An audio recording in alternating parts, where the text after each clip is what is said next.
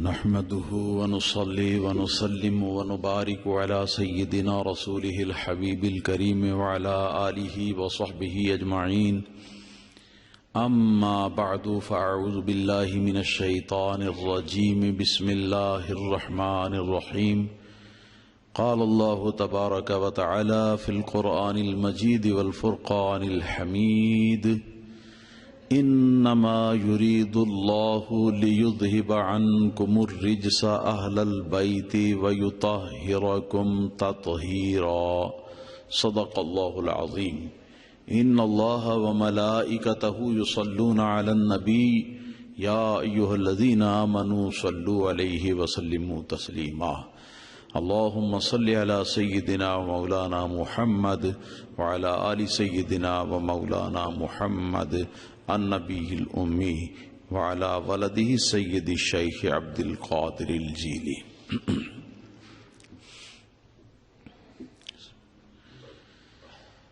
گزشتہ خطاب میں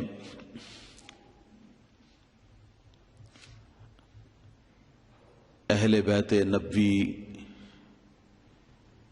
کے فضائل کا سلسلہ شروع کیا تھا،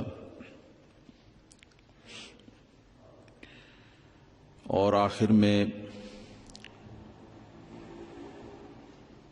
ہم نے فضائل کے اس سلسلے کو احادیث نبویہ مقدسہ کی روشنی میں بیان کرنے کا آغاز کیا تھا۔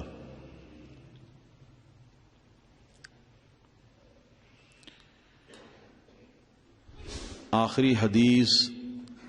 جس کو ہم نے گزشتہ خطاب کے دوران پیش کیا اور جس پر گفتگو ابھی جاری تھی، مشہور صحابی رسول حضرت سیدنا زید بن ارقم رضی اللہ تعالیٰ عنہ کی روایت کہ نبی کریم صلی اللہ تعالیٰ علیہ وآلہ وسلم نے ارشاد فرمایا کہ میں تمہارے درمیان وہ چیز چھوڑ کر جا رہا ہوں کہ اگر تم اس کے ساتھ مضبوطی کے ساتھ اپنا تعلق رکھو گے تو میرے بعد گمراہ نہ ہو پاؤ گے۔ یہ دو چیزیں تھیں۔ پھر فرمایا کہ احدہما اعظم من الآخر،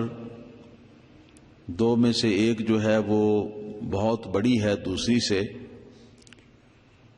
اور جو بہت بڑی ہے وہ کون ہے؟ کتاب اللہ حبل ممدود من السماء الی الارض۔ کتاب اللہ یہ گویا کہ اللہ کی وہ رسی ہے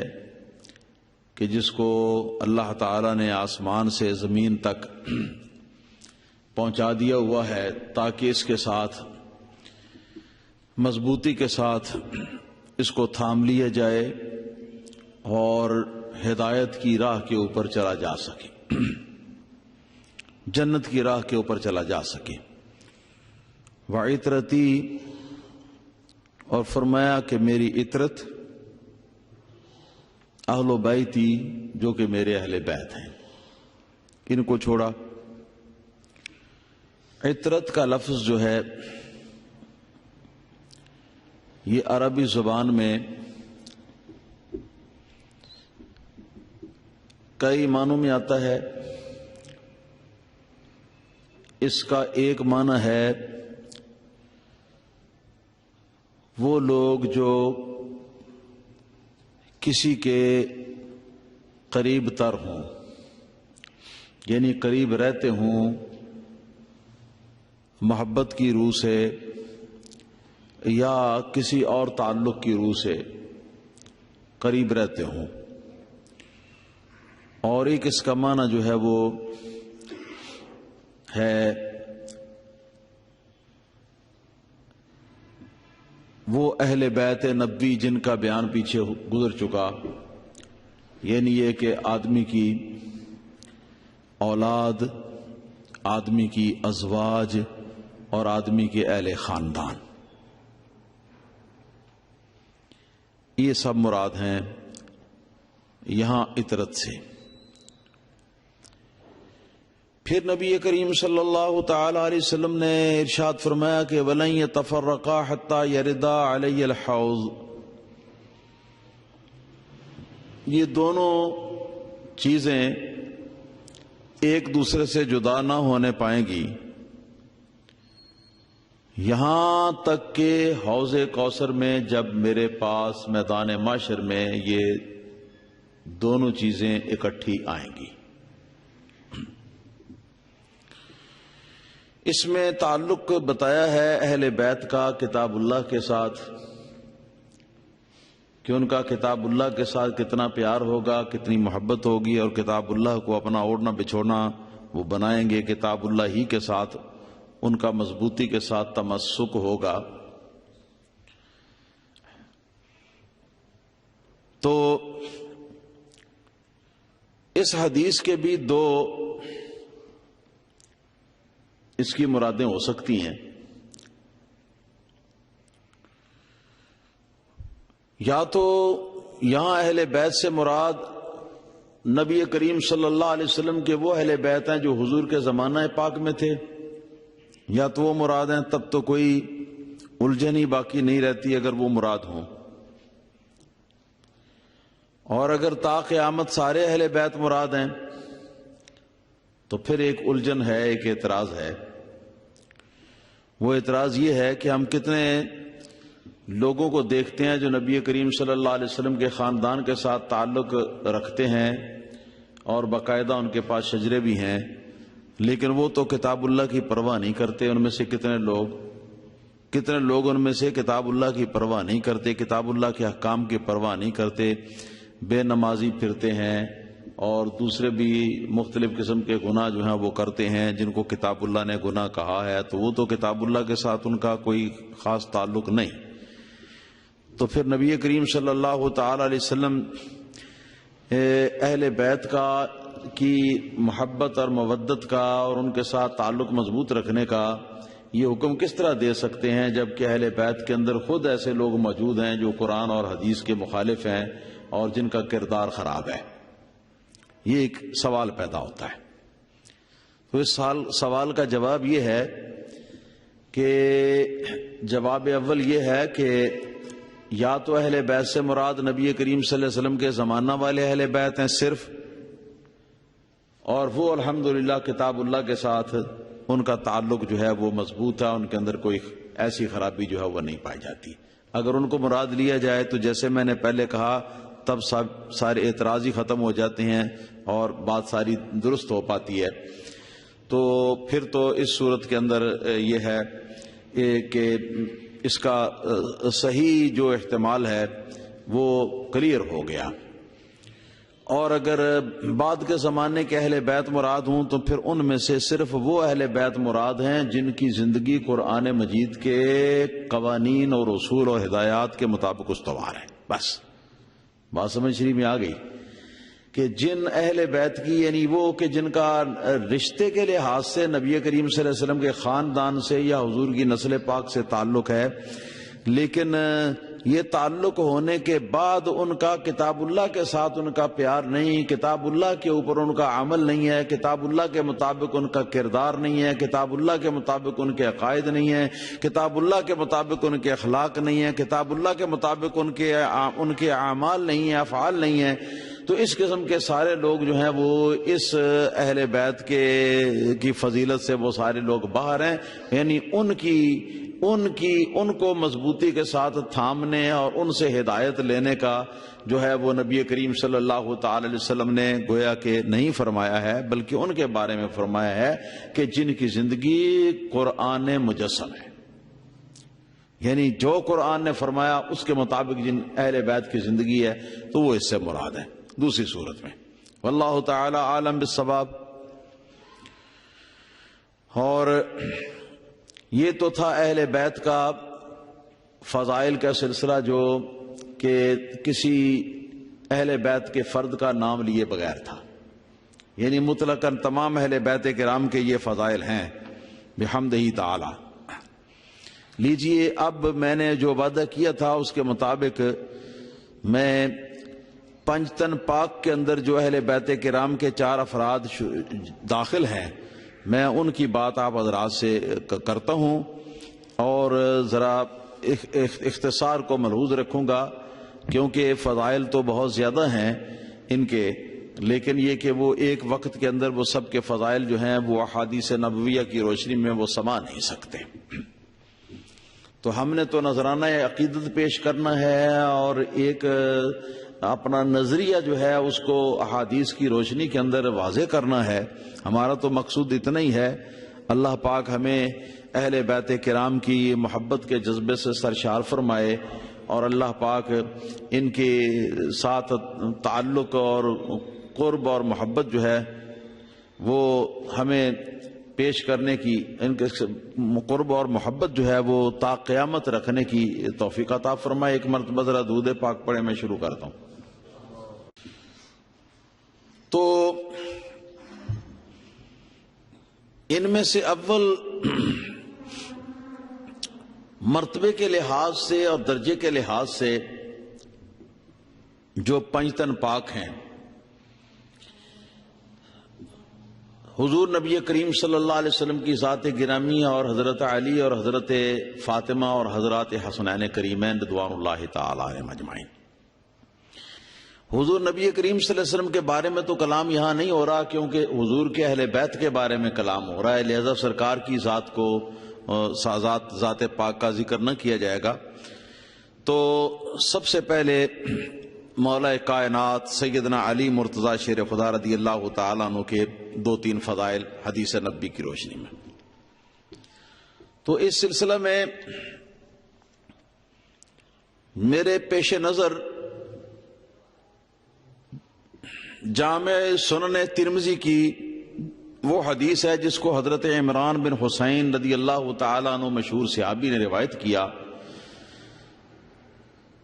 ان رسول اللہ صلی اللہ تعالیٰ علیہ وسلم قال ان علی منی وانا منہ وہو ولی کل مومن۔ یہ حدیث درجے کے اعتبار سے حسن کے مرتبے کی حدیث ہے، اور کہتے ہیں کہ نبی کریم صلی اللہ تعالی علیہ وسلم نے ارشاد فرمایا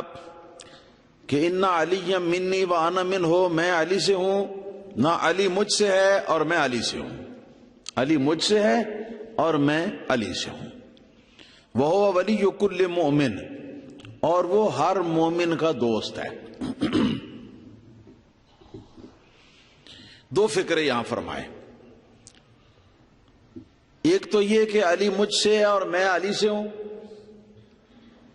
اور دوسرا علی ہر مومن کا ولی ہے، دوست ہے۔ تو مفہوم پہلے فکرے کا جو ہے وہ یہ ہے کہ یہ کہنا کہ میں فلاں سے ہوں اور فلاں مجھ سے ہے، یہ صرف حضرت علی مرتضیٰ رضی اللہ تعالیٰ عنہ کے بارے میں ہی حدیث پاک میں نہیں ہے، بلکہ یہ حضرت امام حسین رضی اللہ تعالیٰ عنہ کے بارے میں بھی احادیث کے اندر آیا ہے، بعض صحابہ کرام کے بارے میں بھی احادیث کے اندر آیا ہے۔ تو اس کا مفہوم کیا؟ اس کا ایک تو مطلب یہ ظاہری بنتا ہے کہ علی مجھ سے ہے اور میں علی سے ہوں۔ اس کا ایک ظاہری مفہوم جو عام لوگ جس کو سمجھتے ہیں وہ یہ ہے کہ علی جو ہے گویا وہ مجھ سے پیدا ہوا اور میں علی سے پیدا ہوا،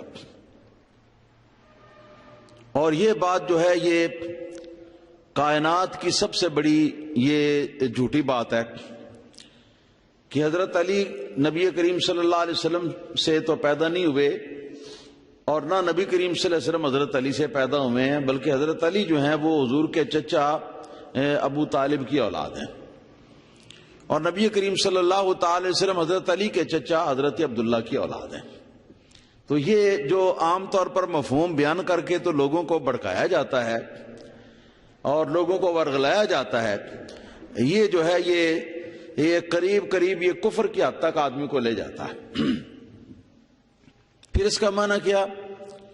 تو گزارش یہ ہے کہ بہت سارے جملے، بہت سارے فکرے ایسے بولے جاتے ہیں ہر بولی میں کہ جس وقت فکرہ بولتے ہیں نا تو اس کا فکرے کا جو لفظی مفہوم ہے وہ مراد نہیں ہوتا، لفظی مفہوم مراد نہیں ہوتا، بلکہ اس کا اصل مفہوم کوئی اور ہوتا ہے۔ اس طرح توریہ اور تعریض اور اس قسم کی باتیں جو ہیں، اس قسم کے محاورات جو ہیں ہماری زبان میں کثرت کے ساتھ جو ہیں وہ بولے جاتے. جیسے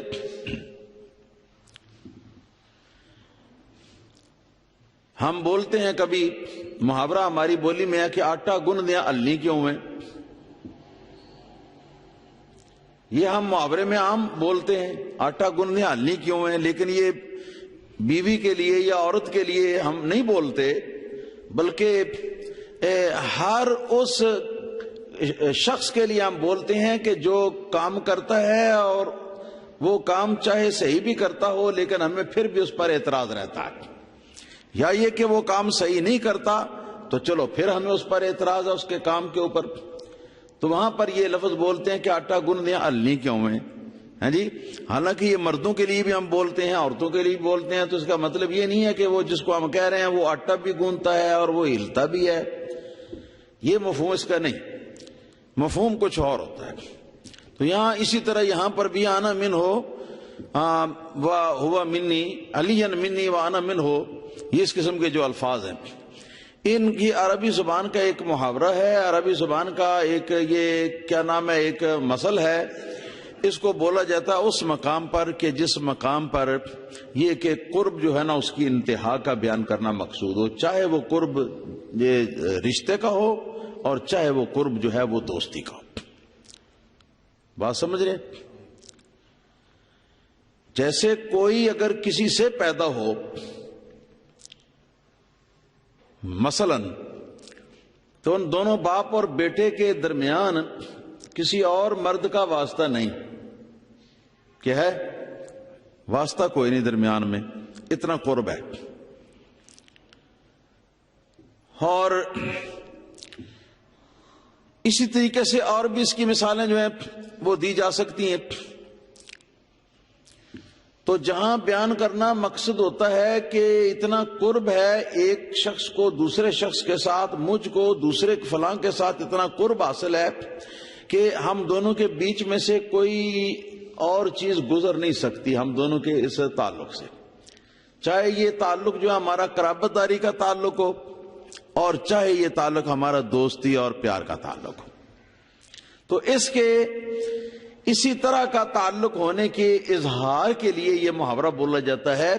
تو اب مفہوم یہ نکلا کہ انا علی منی و انا من ہو،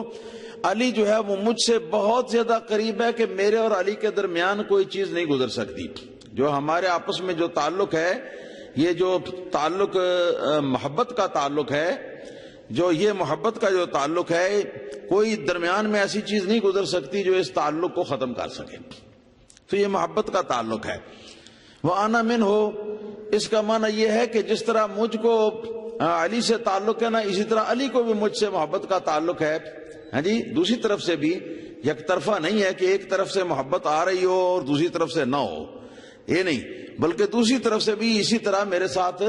علی کی طرف سے میرے ساتھ محبت ہے. یعنی یہ کہ علی کے نظریے کے مطابق بھی میرے اور اس کے درمیان کوئی تنکا بھی داخل نہیں ہو سکتا. یعنی اس محبت کو کے اندر دوری ایک تنکے کے برابر بھی جو ہے نا وہ تصور نہیں کی جا سکتی. اس طرح کی محبت جو ہے اس کے اظہار کے لیے یہ فقرہ بولا جاتا ہے، آنا من ہو وہ ہوا منی، انا علی منی و آنا من ہو. ایک فقرہ یہاں اور بھی بولا جاتا ہے،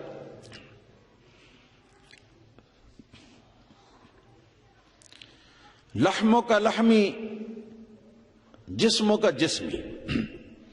حضرت مولا علی کے لیے بھی یہ بعض ضعیف قسم کی روایتوں کے اندر آیا ہے جن کا پایا اعتبار کچھ نہیں، تو لیکن اس کا مفہوم بھی اس کے ساتھ ملتا جلتا ہے، اس کو بھی سمجھ لینا چاہیے. لحموں کا لحمی کا معنی ہے تیرا گوشت میرا گوشت،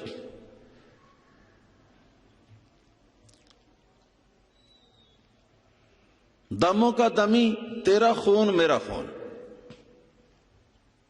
جسموں کا جسمی تیرا جسم میرا جسم. لفظی اس کا مطلب یہ بنتا ہے، حالانکہ یہ بات قطعاً درست نہیں ہے، کہ اگر مولا علی نبی کریم صلی اللہ تعالی علیہ وسلم کا گوشت ہے اور مولا علی نبی کریم صلی اللہ تعالی علیہ وسلم کا جسم ہے، تو گویا آپ حضور کا یہ قصہ ہوئے نا جسم کا، ٹھیک ہے نا، بات سمجھ رہے ہیں آپ؟ حضور کے جسم کا ایک حصہ بنے، جب جسم کا ایک حصہ بنے تو فاطمہ زہرا بھی حضور کے جسم ہی کا ایک حصہ ہے، آپ کے خون کا پارا ہے، آپ کے جگر کا پارا ہے، تو ان کے ساتھ رشتہ کیا بنا مولا علی کا؟ ان کے ساتھ تو پھر رشتہ اس طور پر بہن اور بھائی کا رشتہ بنا نا، پھر نکاح کیسے حلال ہو گیا؟ تو یہ لفظی معنی ہے جو کہ قطعاً مراد یہاں نہیں ہے اس قسم کے دوسرے محاورات کی طرح، اور مجھے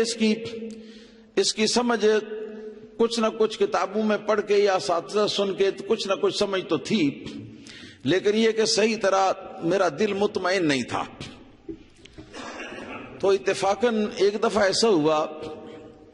یہ تقریباً سن 1980 کا واقعہ ہے،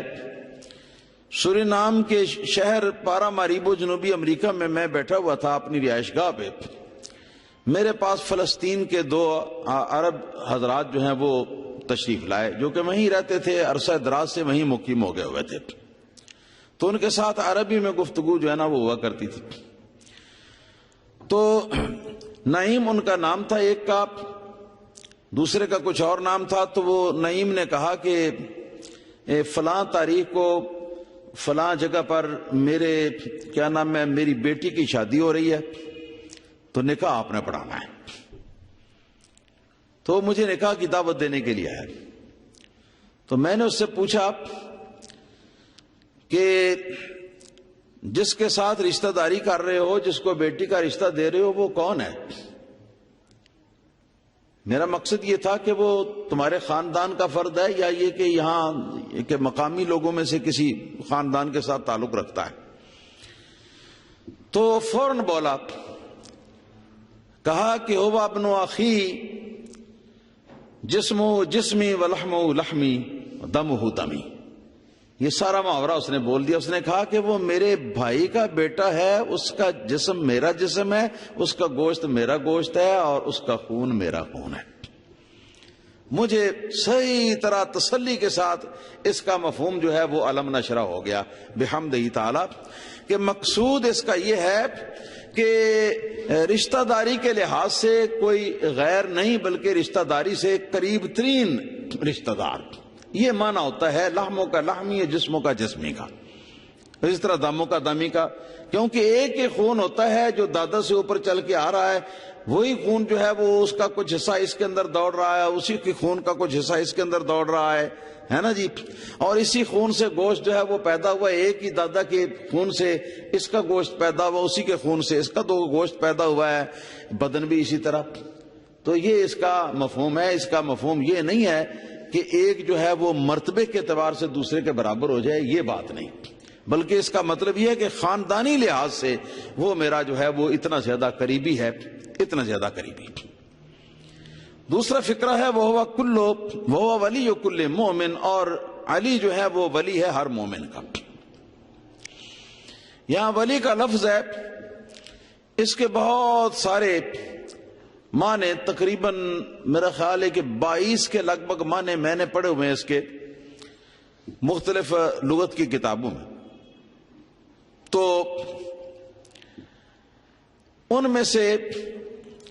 2 معنی جو ہیں یا 3 معنی وہ یہاں فٹ آ سکتے ہیں، باقی یہاں فٹ نہیں آ سکتے، اس لیے کہ کتاب و سنت کے دوسرے ارشادات جو ہیں وہ ان کی مخالفت کرتے ہیں یا ان کی کیا نام ہے تردید کرتے ہیں۔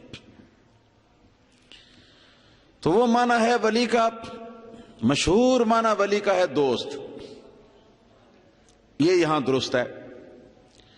تو مطلب یہ ہوگا وہ ولی کل مومن، اور علی جو ہے وہ ہر مومن کا، ہر صاحب ایمان کا، ہر مسلمان کا دوست ہے۔ آمنا و صدقنا، چشم ماں روشن دل ماں شاد، سبحان اللہ۔ دوسرا معنی ولی کا ہوتا ہے مدد کرنے والا، تو معنی یہ ہوگا کہ جس کا میں مددگار ہوں نا، علی جو ہے وہ ہر مومن کا مددگار ہے، علی جو ہے ہر مومن کا مددگار ہے، یہ بھی درست ہے۔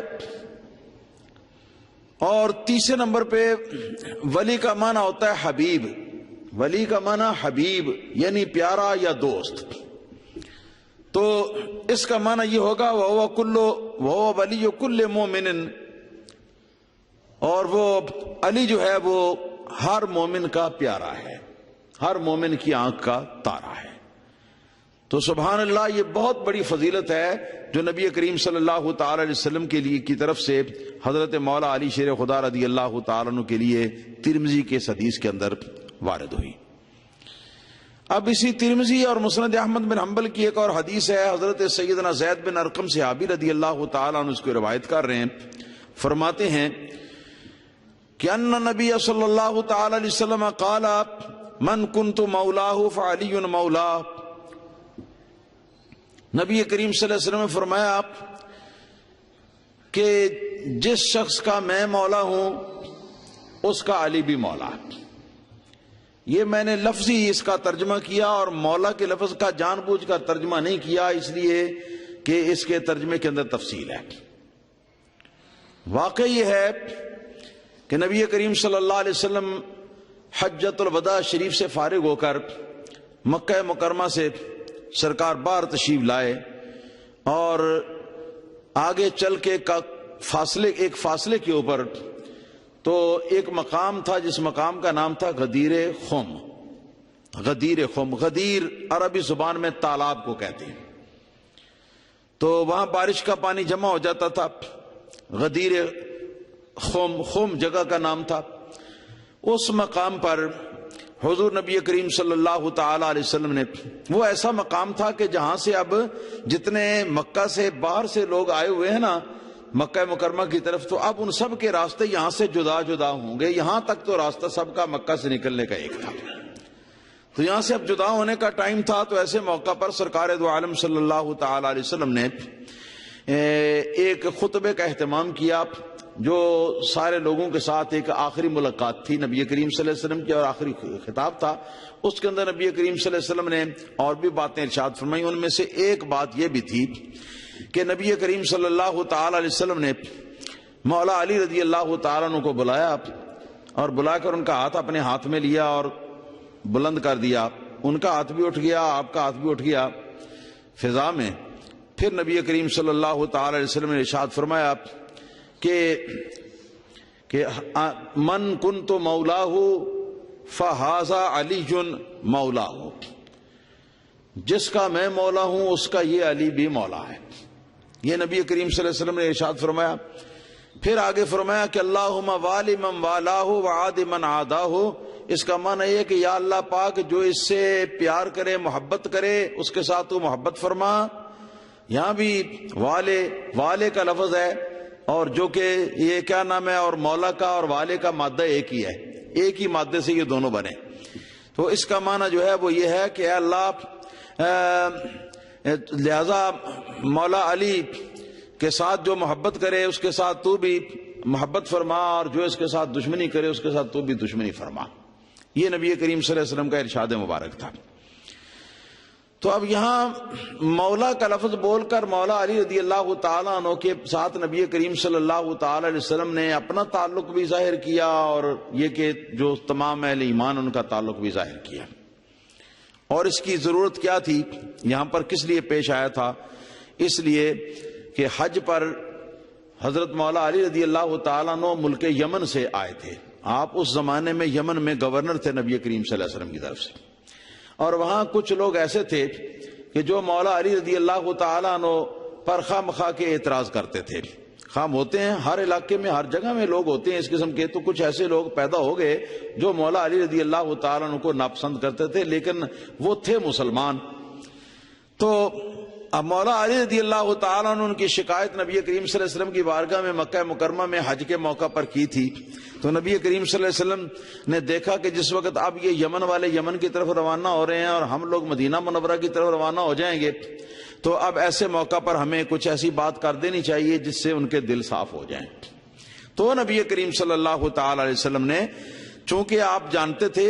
کہ سب نے میرا کلمہ پڑھا ہوا ہے محمد رسول اللہ صلی اللہ علیہ وسلم کا، اور میری بات کو تو سب مانیں گے نا، میری بات سے تو کوئی انکار نہیں کر سکتا ان میں سے جو مسلمان ہیں۔ تو اس لیے نبی کریم صلی اللہ علیہ وسلم نے ان کو اپنے ساتھ کھڑا کیا اونچی جگہ پر، اور ان کا ہاتھ جو ہے اپنے ہاتھ میں لے کر اوپر کو اٹھایا تاکہ سارے لوگ جو ہیں یمن والے بھی دیکھ لیں اور غیر یمن والے بھی دیکھ لیں۔ اور نبی کریم صلی اللہ علیہ وسلم کا انداز اصلاح کا یہ ہوتا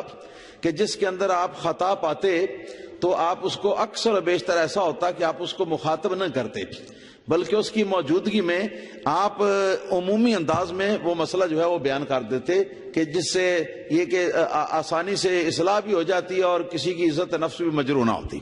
یہ نبی کریم صلی اللہ علیہ وسلم کا یہ طریقہ عام طور پر تھا۔ تو اسی کو پیش نظر رکھتے ہوئے سرکار نے ان یمنیوں کو مخاطب تو نہیں کیا نام لے کر جو مولا علی رضی اللہ تعالیٰ عنہ سے آپ پر اعتراض کرتے تھے، بلکہ اپنا ہاتھ ایسے ہاتھ میں لے کے مولا علی رضی اللہ تعالیٰ عنہ کا ہاتھ تو آپ نے فرمایا کہ من کنت مولاہ فہذا علی مولاہ، سن لو جس کا میں مولا ہوں اس کا یہ علی بھی مولا ہے۔ تو چونکہ ان کے اعتراضات جو ہیں وہ وجہ تھے بغض کی بنا پر تھے، چنانچہ نبی کریم صلی اللہ علیہ وسلم نے بغض کے بالمقابل لفظ مولا بولا، تو بغض کے بالمقابل جب بولا تو اس کے بھی 22 معنی ہیں عربی لغت کے اندر مولا کے لفظ کے۔ اس کا مادہ اور ولی کا مادہ جو ہے یہ قریب قریب ہیں۔ تو اب اس کا معنی بھی ظاہر ہے کہ وہی ہوگا کہ جو چیز جو ہے جس چیز کا ازالہ مقصود تھا اس کی اپوزٹ جو معنی تھا، ٹھیک ہے جی، اور وہ معنی دوست کا بنتا ہے۔ تو معنی یہ کہ سن لو کہ ہاذا علی من کنت مولا ہو، جس کا میں دوست ہوں، جس کا میں پیارا ہوں، فہذا علی مولا ہو، یہ علی بھی اس کا پیارا ہے، علی بھی اس کا دوست ہے۔ یعنی یہ ہو نہیں سکتا کہ کوئی شخص مجھ سے پیار اور محبت کا دعویٰ کرتا ہو اور مولا علی رضی اللہ تعالیٰ عنہ سے پیار اور محبت کا اظہار نہ کرے، مولا علی سے دشمنی رکھے، یہ ہو نہیں سکتا۔ تو اس موقع پر نبی کریم صلی اللہ علیہ وسلم نے یہ الفاظ ارشاد فرمائے، اور پھر یہ کہ اس کے بعد نبی کریم صلی اللہ علیہ وسلم نے ایک دعا فرمائی، وہ بھی اسی مولا کے مادے میں سے ہی وہ بھی لفظ جو ہیں وہ نکلے ہوئے ہیں جن کے ساتھ دعا فرمائی، اللہم وعلی من والا۔ اس کا معنی جو ہے بالاتفاق سب یہی کرتے ہیں کہ یا اللہ جو علی سے محبت کرے اس سے تو بھی محبت فرما، وعاد من عادا، اور جو علی سے دشمنی کرے اس سے تو بھی دشمنی فرما۔ یہ نبی کریم صلی اللہ تعالی علیہ وسلم کا جو فرمانا ہے تو یہ ایک تاکید مزید تھی ان لوگوں کے لیے، گویا کہ پہلے تو یہ بتایا کہ جس کا میں دوست ہوں اس کا علی بھی دوست ہے، جس کا میں پیارا ہوں اس کا علی بھی پیارا ہے، اور پھر یہ فرما کر یا اللہ جو علی کے ساتھ محبت کرے دوستی کرے اس کے ساتھ تو بھی دوستی رکھ۔ تو ان کو مکمل طور پر جو اعتراض کرنے والے تھے ان کے دل سے اعتراض کا صفایا کرنا مقصود تھا، تاکہ وہ سمجھ لیں اللہ کا رسول بھی راضی نہیں ہے اور اللہ تعالیٰ بھی راضی نہیں ہے اگر ہم مولا علی پر اعتراض اس طرح کے بنا کے بنسپتی اعتراض کریں گے۔ اعتراض بھی ان کے جو تھے وہ کوئی ایسے اعتراض نہ تھے کہ جو اعتراض کوئی وقت کے قابل ہوں، کوئی اہمیت رکھتے ہوں۔ تو یہ حدیث پاک جو ہے یہ وہ حدیث پاک ہے کہ جو اس بات کی اصل ہے کہ جو ہم اپنی بات میں حضرت علی مرتضیٰ رضی اللہ تعالیٰ عنہ کا جب نام لیتے ہیں تو آپ کا نام لیتے ہوئے ہم کہہ دیتے ہیں مولا علی، کہتے ہیں نا بھی مولا علی، جی مولا علی کہتے ہیں نا۔ تو مولا علی ہمارے کہنے کی یہی وجہ ہے کہ یہ مولا علی جو ہے یہ علی کے لیے مولا کا لفظ رسول اللہ صلی اللہ علیہ وسلم کی زبان سے نکلا ہوا، اور میں تو اکثر بیشتر یہ بھی کہا کرتا ہوں مولا کائنات سیدنا علی رضی اللہ عنہ، ساری کائنات کے مولا۔ تو کائنات میں یہ کہ کائنات کے اندر نبی کریم صلی اللہ تعالی علیہ وسلم کے ساتھ چونکہ محبت اور دوستی کا جذبہ جو ہے اللہ پاک نے رکھا ہے، اور کائنات کی جو بے شعور چیزیں ہیں ان کے اندر بھی اللہ پاک نے ایک قسم کا رکھا ہوا ہے، جیسا کہ یہ ثابت ہے کہ پتھروں کے ساتھ نبی کریم صلی اللہ علیہ وسلم نے کلام فرمایا اور پتھروں نے حضور کے ساتھ کلام فرمایا، درختوں نے نبی کریم صلی اللہ علیہ وسلم کے ساتھ کلام فرمایا اور درختوں نے حضور کے حکم کی اطاعت کی، اس طرح اور چیزوں نے۔ تو اس سے یہ ہم لیتے ہیں کہ چونکہ فرمایا کہ من کنت مولا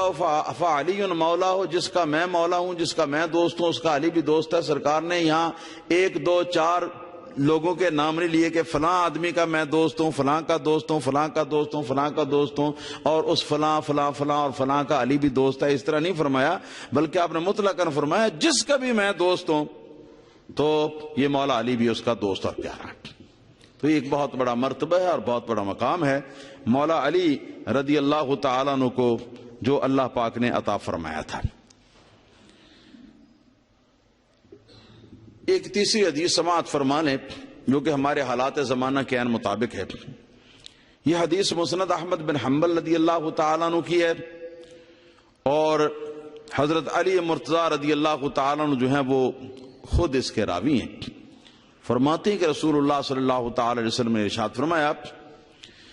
کہ فی کا مثل من عیسیٰ، کہ اے علی تیرے اندر مثال پائی جاتی ہے عیسیٰ علیہ السلام کی طرح۔ اور جب مثال کسی کے ساتھ دی جاتی ہے یا تشبیہ کسی کے ساتھ دی جاتی ہے تو یہ بات یاد رکھنا کہ وہ تشبیہ کا مطلب یہ نہیں ہوتا کہ جس کو تشبیہ دی اور جس سے تشبیہ دی وہ دونوں ہر لحاظ سے ایک جیسے ہیں، یہ مقصود نہیں ہوتا، بلکہ کسی خاص ایک پوائنٹ میں یہ تشبیہ دینا جو ہے مقصود ہوتا ہے۔ اس کی مثال یہ کہ جیسے دو پہلوان کشتی لڑیں اور آپ کشتی دیکھ رہے ہوں تو ایک پہلوان نے دوسرے پہلوان کو شکست دے دی ہو، اس کو لٹا دیا ہو، چت کر دیا ہو زمین کے اوپر، تو اوپر والا جو پہلوان ہے اس کو داد دیتے ہوئے آپ کے منہ سے کیا نکلے گا کہ یہ تو شیر ہے، بولو کیا کہتے ہو، یہ تو شیر ہے۔ تو یہ شیر کہنا اس کو تشبیہ کی بنا پر ہے، مثال کی بنا پر ہے، حقیقت کے طور پر نہیں۔ اور جب تشبیہ اور مثال کے طور پر ہے تو اس کا معنی یہ نہیں ہے کہ جو جو اوصاف اور جو جو چیزیں جو ہیں، حالتیں اور اشیاء جو ہیں وہ شیر کے وجود کے اندر ہیں وہ ساری اس کے وجود کے اندر پائی جاتی ہیں، یہ معنی مقصود نہیں ہوتا، بلکہ مقصود ہوتا ہے کہ شیر کا ایک وصف ہے بہادری کا، یہ اپنے مخالف کو بچھاڑ دیتا ہے یا بھگا دیتا ہے یا مار لیتا ہے جی۔ تو یہ جو بہادری اور جرت کا شیر کے اندر وصف ہے نا، تو صرف اس بہادری اور جرت کے وصف کے اندر تشبیہ دینا جو ہے وہ مقصود ہے، اور مطلب یہ نہیں کہ جیسے شیر درندہ ہے اسی طرح یہ بھی درندہ ہے، جیسے شیر 4 پاؤں رکھتا ہے اس طرح یہ بھی 4 پاؤں رکھتا ہے، جیسے شیر کی دم ہے اس طرح اس کی بھی دم ہے، ہاں جی، اس طریقے سے۔ تو یہ مقصود نہیں، بلکہ مقصود صرف اس کے وصف شجاعت میں۔ یا ہم کہتے ہیں کہ ہم تو تاجدار مدینہ صلی اللہ تعالی علیہ وسلم کے در کے کتے، یہ الفاظ ہم کہتے ہیں۔ یہاں بھی تشبیہ ہی مقصود ہے، اور تشبیہ کا معنی یہ نہیں کہ کہنے والا جو ہے وہ کتے کی طرح ناپاک بھی ہو جائے، کہنے والا جو ہے وہ کتے کی طرح 4 ٹانگ والا اور 1 دم والا بھی ہو جائے، کہنے والا مکمل طور پر کتا ہو جائے اور کتے کے لفظ کا مکمل اطلاق ہر لحاظ سے اس کے اوپر ہو جائے، یہ معنی نہیں، بلکہ تشبیہ کے قاعدے کے مطابق صرف ایک وصف کے اندر یا بعض اوصاف کے اندر جو ہے نا وہ برابری جو ہے وہ قرار دی جاتی ہے۔ تو کتے کے اندر آپ کو پتہ ہے کہ ایک وصف مشہور ہے اپنے مالک کے ساتھ وفا کرنا، جانتے ہو، مالک کے ساتھ وفا کرنا، چند روز آپ اپنے گھر اس کو رکھیں، پیار محبت دیں اس کو کھانا وغیرہ دیں کچھ کھانے پینے کے لیے، اور اس کے بعد آپ اگر اس کو ڈنڈے مار کے بھی گھر سے نکالیں تو بھی وہ ڈنڈے کھاتا رہے گا اور تھوڑا سا پیچھے ہٹ جائے گا، پھر آ جائے گا، وہیں آئے گا، پھر واپس نہیں جائے گا۔ یہ وفا ہے کتے کی وفا ہے۔ اور کتے کی وفا کا ایک یہ پہلو بھی ہے کہ اگر کوئی حملہ آور ہو جائے، حملہ کر دے، تو کتا جو ہے اس کی کوشش ہوتی ہے کہ اس حملہ آور کو خود سنبھال لے اور اپنے مالک کی طرف اس کو نہ جانے دے، مالک کی حفاظت بھی کرتا ہے، اس کی جگہ پر لڑنے کی کوشش کرتا ہے، اس کے دشمن کو وہ ناک آؤٹ کرنے کی یا اس کے دشمن کو بیکار کرنے کی، زخمی کرنے کی کوشش کرتا ہے۔ تو یہ وصف ہے کتے کا۔ اس وصف کا کے اعتبار سے یہ کہا جاتا ہے کہ فلاں شخص جو ہے وہ تو غوث پاک کا، ہم تو غوث پاک کے کتے ہیں، ہم تو نبی پاک کے در کے کتے ہیں، یہ جو کہا جاتا ہے اس کا مطلب یہ نہیں ہوتا کہ 4 پاؤں والے ہم جانور بن گئے، ہم تو انسان تو جانور سے افضل ہوتا ہے نا، جو افضل چیز ہو تو اس کو کیا ضرورت ہے کتا بنانے کی۔ لیکن کتے کے اندر ایک وصف ہے جو کہ سارے انسانوں کے اندر نہیں ہوتا، وفا والا۔ آپ کو پتہ ہے سارے انسانوں کے اندر وفاداری والا یہ وصف نہیں ہوتا، چوکیداری والا یہ وصف سارے لوگوں کے اندر نہیں ہوتا۔ تو یہ وصف کتے کا جو ہے یہ انسان کے وصف وفا سے یہ بالا تر ہے، ہاں جی، اس اعتبار سے جب کہا کہ میں نبی پاک صلی اللہ علیہ وسلم کے در کا کتا ہوں تو مطلب یہ ہے کہ نبی پاک صلی اللہ علیہ وسلم کے دروازے پر میں بیٹھا ہوا سرکار کے ٹکڑے کھانے والا سرکار کا فیض یافتہ میں ایک فرد ہوں، اور جس طرح کتا جو ہے وہ اس کے دشمن کو بھونکتا ہے اور اس کے دشمن کو وہ اندر آنے نہیں دیتا، اس کو روکنے کی کوشش کرتا ہے، جو سرکار کے ساتھ دشمنی کرے گا میں اس کے ساتھ نبی پاک صلی اللہ علیہ وسلم کا ڈیفنس کروں گا اس کے مقابلے میں، تو نبی پاک صلی اللہ علیہ وسلم کے ساتھ وفا کروں گا، یہ مفہوم مقصود ہوتا ہے۔ تو اسی طرح یہاں بھی ہے فی کا مثل من عیسیٰ، فرمایا کہ علی تجھ میں مثال ہے یا مشابہت ہے عیسیٰ علیہ السلام کے ساتھ۔ تو یہ عیسیٰ علیہ السلام کے ساتھ جو مشابہت ہے یہ اس معنی میں نہیں ہے کہ عیسیٰ علیہ السلام کے جتنے اوصاف ہیں سارے مولا علی کو حاصل ہو جائیں، یہ اس کا مقصود نہیں ہے۔ حضرت عیسیٰ علیہ السلام بن باپ کے تنہا ماں کے پیٹ سے آپ پیدا ہوئے ہیں، مولا علی رضی اللہ تعالیٰ عنہ کو یہ وصف حاصل نہیں ہے۔ حضرت عیسیٰ علیہ السلام جو ہیں وہ حضرت عیسیٰ علیہ السلام جو ہیں وہ اللہ تعالیٰ کے رسول ہیں اور اللہ تعالیٰ کے نبی ہیں اور اللہ تعالیٰ کا کلمہ اور روح اللہ ہیں، اور یہ سارے اوصاف حضرت علی مرتضیٰ رضی اللہ تعالیٰ عنہ کو حاصل نہیں، کیونکہ سرکار پر نبوت جو ہے وہ ختم ہو گئی۔ تو اب یہاں مثال دینے کا مفہوم جو ہے یا تشبیہ دینے کا مفہوم وہ صرف ایک بات میں ہے، اور اس بات کا آگے اس کے اندر بیان کر دیا گیا ہے۔ میں نے اس لیے اس کی وضاحت کر دی کہ مبادہ کوئی شخص اس کو لے کر یہ نہ سمجھے کہ نبی پاک صلی اللہ علیہ وسلم نے جی حضرت علی کو حضرت عیسیٰ علیہ السلام کے برابر کہہ دیا۔ برابر ہونا کوئی اور چیز ہوتی ہے، تشبیہ کوئی اور چیز ہوتی ہے۔ غیر انبیاء میں سے کسی کا بھی مرتبہ جو ہے وہ کسی نبی کے برابر ہرگز بھی نہیں ہو سکتا، کبھی بھی نہیں ہو سکتا۔ سارے بھی صحابہ کرام اور اہل بیت مل جائیں تو اللہ تعالیٰ کے کسی بھی نبی کے برابر وہ ان کا مرتبہ نہیں ہو سکتا۔ نبی کا مرتبہ سب سے بلند و بالا ہے۔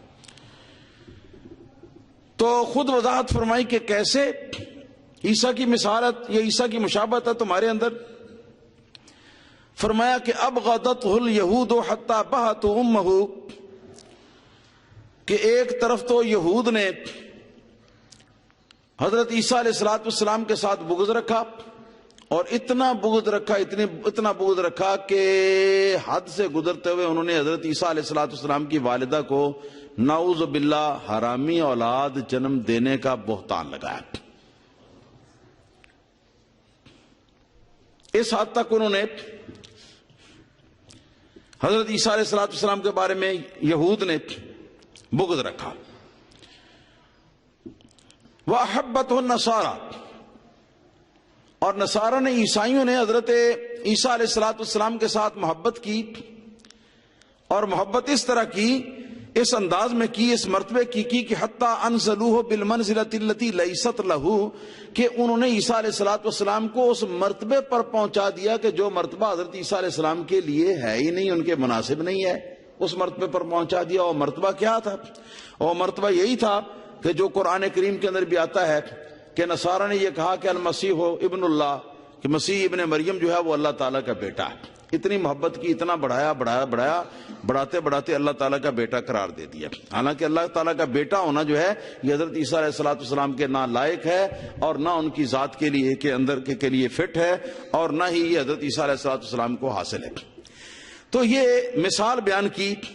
پھر اس مثال کا مفہوم کیا؟ اس مثال کا مفہوم یہ ہے کہ علی، میری امت کے اندر تیری محبت اور بغض کے حوالے سے بھی یہ تین فریق ہوں گے، تین فریق۔ ایک تو یہود کی طرح جو آپ کی ذات سے بغض رکھے گا، یہاں تک کہ آپ پر بہتان باندھنے اور آپ کی شان میں جو حدیثیں آئیں ان کا انکار کرنے سے بھی دریغ نہیں کرے گا۔ اور دوسرا وہ گروہ ہوگا جو آپ سے اتنی محبت کرے گا کہ آپ کو اس مرتبے پر پہنچا دے گا کہ جو مرتبہ آپ کا نہیں ہے، جیسے کہ شیعہ اپنی کتابوں میں بھی لکھتے ہیں کہ علی الہ ہے، اور نعوذ باللہ کئی متصلب شیعوں کو دیکھا ہے کہ اپنی موٹر سائیکل یا سائیکل کے اوپر چھوٹی ساری کالی جھنڈی لٹکائی ہوتی ہے اور اس کے اوپر لکھا ہوتا ہے علی رب، علی رب، یہ الفاظ لکھے ہوتے ہیں۔ تو یہ لوگ جو ہیں یہ حضرت مولا علی رضی اللہ تعالیٰ عنہ کو، حضور کا مقصد یہ تھا کہ کچھ لوگ بڑھا دیں گے اور اتنا بڑھا دیں گے، اس مرتبے پر پہنچا دیں گے کہ جو مرتبہ آپ کے لیے نہیں ہے۔ تو ایک فریق ان دونوں کے درمیان میں جو آپ سے بغض بھی نہیں رکھتا بالکل، اور محبت بھی کرتا ہے، اور محبت اتنی کرتا ہے جتنی شرع شریف کا تقاضا ہے، اللہ اور رسول کا تقاضا ہے۔ آپ کا مرتبہ اتنا تسلیم کرتا ہے جتنا شرع شریف نے بیان فرمایا، اور وہ درمیان والا گروہ جو ہے وہ الحمدللہ اہل سنت و جماعت کا گروہ ہے۔ فرمایا مولا علی نے اس کے بعد مان کہ یہلک فی رجلان، فرمایا کہ میرے حوالے سے دو قسم کے لوگ جو ہیں نا وہ برباد ہو جائیں گے، ہلاک ہو جائیں گے، یعنی ان کی عاقبت تباہ ہو جائے گی۔ نمبر ایک، محب مفرط، مجھ سے محبت حد سے زیادہ رکھنے والا، اس طرح کی کہ یقرضنی بما لیس فی، جو مجھے وہ اوصاف جو ہیں وہ بھی میرے لیے ثابت کرتا ہے کہ جو اوصاف میرے لیے نہیں ہے اور نہ میں ان اوصاف کا اہل ہوں، جیسے کہ رب ہونا وغیرہ وغیرہ اس قسم کی چیزیں، یا سارے نبیوں سے افضل کہنا، یہ بھی ان کا عقیدہ ہے کہ مولا علی سارے نبیوں سے افضل ہے، یہ بھی شیعہ کا عقیدہ ہے۔ تو فرمایا کہ ایسے لوگ جو ہیں وہ میرے ساتھ اس طرح کی محبت کر کے وہ ہلاک ہو جائیں گے۔ فرمایا وَمُبْغِضٌ يَحْمِلُهُ شَنَآنِ عَلَىٰ أَن يَبْهَتَنِي، اور دوسرے نمبر پہ میرے ساتھ بغض رکھنے والا بھی ہلاک ہو جائے گا، وہ بغض رکھنے والا کہ جو میرے اندر کیا نام ہے جو برائیاں نہیں ہیں وہ برائیاں بھی ثابت کرنے کی کوشش کرے گا اور مجھ پر بہتان لگائے گا۔ تو اس حدیث کا نتیجہ اور خلاصہ جو ہے وہ کیا ہوا؟ خلاصہ یہ ہوا کہ مولا علی رضی اللہ تعالیٰ عنہ کی محبت کے سلسلے میں درمیانی درجہ جو ہے، جو کہ شرع شریف کے عین مطابق ہے، وہ اہل سنت و جماعت کا ہے، وہی کامیابی کا راستہ ہے اور وہی درست ہے، اسلام کے مطابق ہے۔ حد سے بڑھا دینا بھی مولا علی کو جو ہے یہ بھی درست نہیں ہے شرعن، اور مولا علی کے کہنے کے مطابق یہ لوگ جو ہیں ایسے برباد ہو جائیں گے، ان کا ایمان خراب ہو جائے گا، اور جو لوگ بغض رکھیں ان کا ایمان بھی خراب ہے۔ وآخر دعوانا الحمدللہ رب العالمین۔